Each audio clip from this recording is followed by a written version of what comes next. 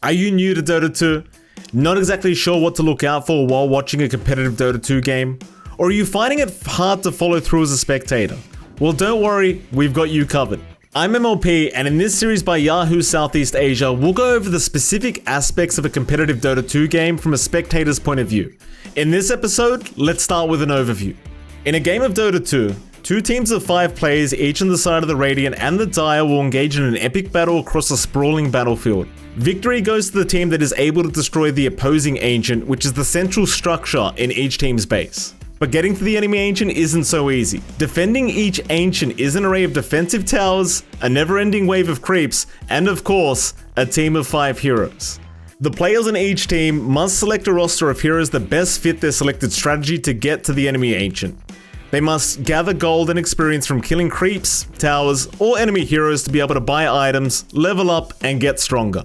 Once they are strong enough, they can defeat enemy heroes, demolish their towers and base, and finally achieve victory by destroying their Ancient or forcing the opponents to surrender.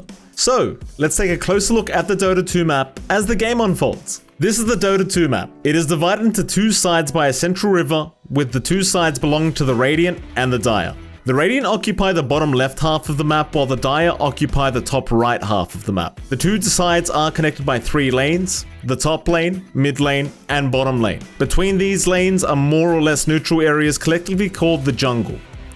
At the center of the Radiant and Dire bases are their respective Ancients. Since the Ancients are the game's ultimate objective, they are protected by a set of 2 towers as well as the base around them. Zooming out from the Ancient, we can see other important features in each base. These are the barracks, 1,000,001 ranged, with both protected by a tower. Destroying these makes it easier to get to the enemy Ancient. Moving out of the base takes us to the lanes, where we can find outer towers as our first lines of defense. During the early game, which roughly corresponds to the first 15 or so minutes of the game, both teams will take to the lanes and slowly build up their strength before they start making moves.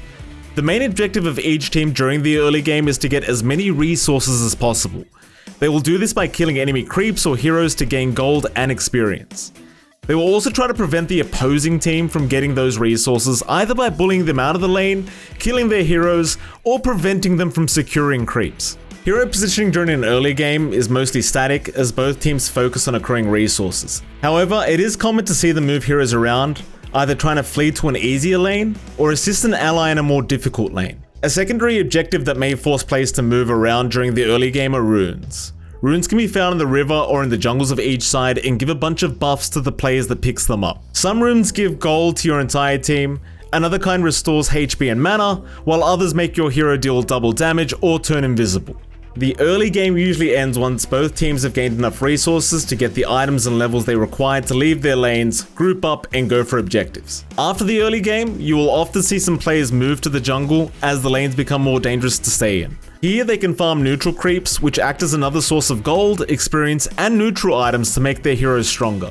After the early game comes the mid game, which roughly corresponds to 15 to 30 minutes, and that's when the action really starts to heat up. Now that both teams are strong enough, you'll see them start seeking out team fights to either gain an advantage in gold and experience, or a specific objective. These team fights usually take place around towers, with one team looking to siege the base of their opponents, who will have to fight to defend their towers. Another important objective at this point of the game is Roshan. He's a very strong unit located in the top right side of the river that needs an entire team to take down. While getting your whole team to take down just one guy may be a risky maneuver, it's worth it when you consider the stuff that Roshan gives when he is killed. Aside from a ton of gold and experience, Roshan drops a bunch of items that make a hero stronger in some form or another. The most important of these items is the Aegis of the Immortal, which gives the hero carrying it the ability to reincarnate when they are killed. Making the strongest hero in your team have 2 lives is a huge advantage, so you will often see the team with the Aegis go on the offensive. Another secondary objective teams will go for is the Outpost. These are 2 outposts on the map, one for each side. While outposts give vision and bonus XP to whoever controls them, teams place more importance on the map control they provide. Players can teleport to outposts to reinforce their team when they're in places far away from towers like the Roshan pit. Teams can capture the enemy team's outpost once they have destroyed their outer towers. In the current version of Dota 2, you're more than likely to see games go past the 30-minute mark, so things will have to be settled in the late game. In Dota 2, any point past the 30-minute mark is considered the late game. This is when stakes are highest because there's less towers to defend. Heroes and bases are generally at their strongest, meaning one team fight can decide the victor.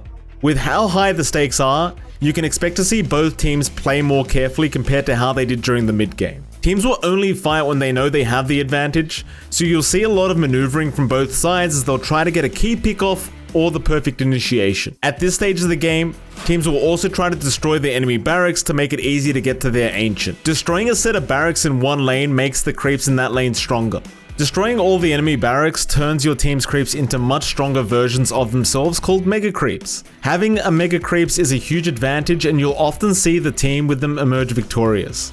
With that said, winning against mega creeps is not impossible. Once one team has gained the edge by winning a decisive team fight, you will see them make a run for the enemy base to destroy whatever towers remain before going for the ancient.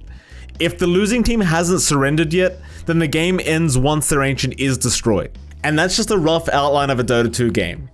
I hope you guys have found this video insightful, so don't forget to drop a like and let us know in the comment section if there's anything else you'd like to know.